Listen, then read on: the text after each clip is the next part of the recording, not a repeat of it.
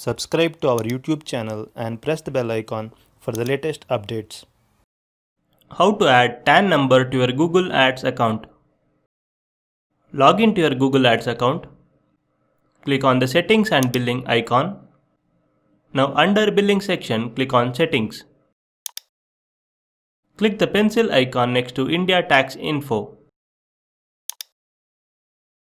Copy and paste your TAN number. Scroll down and click Save. That's it. TAN number has been added to your Google Ads account.